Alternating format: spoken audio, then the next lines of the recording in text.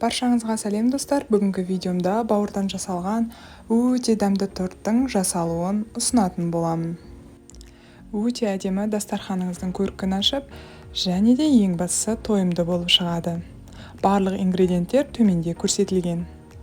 Ең алдымен блины жасайтын консистенциясын дайындап алайық. Бізге бауыр қажет, барлығынан тазартылған пленкасынан, осылайша кішкене бөліктерге бөліп, блендерға салып, езгілеп алатын боламыз. Оның үстіне 2 дана жұмыртқамызды, татымына қарай тұзымызды, содан кейін сүтімізді құйып, және блендердің көмегімен араластырамыз.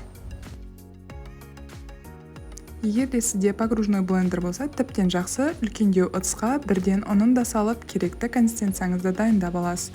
Менде сыймайтындықтан ең алдымен осылайша ыдыста, содан кейін үлкен ыдысқа ауыстырып, ұнын аз-аздан қосып, араластырып отырып, біркелкі консистенцияға келтіріп алдым.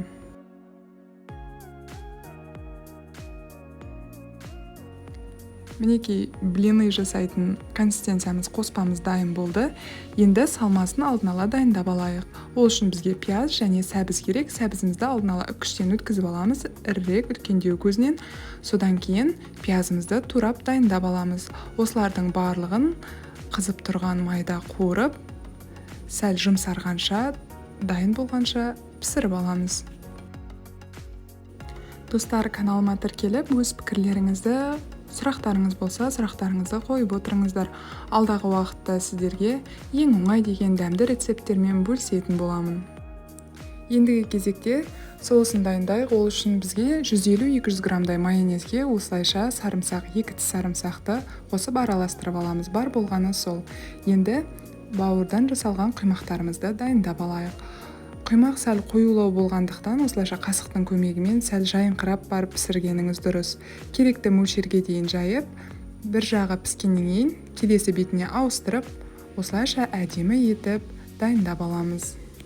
Бар болғаны осы достар. Енді дайын құймақтарымызға соусымызды жағып, одан кейін салмамызды салып, келесі құймақтарымызды орналастырып, бірінен соң бірін қойып, тортымызды дайындайтын боламыз.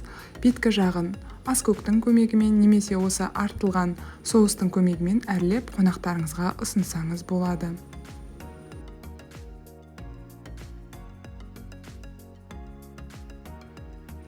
Достар, видеомды соңына дейін тамашалағандарыңызға рахмет. Сіздер де осы рецепті пайдаланып, үй ішіңізді қуантыңыз. Өте тойымды және дәмді болып шығады.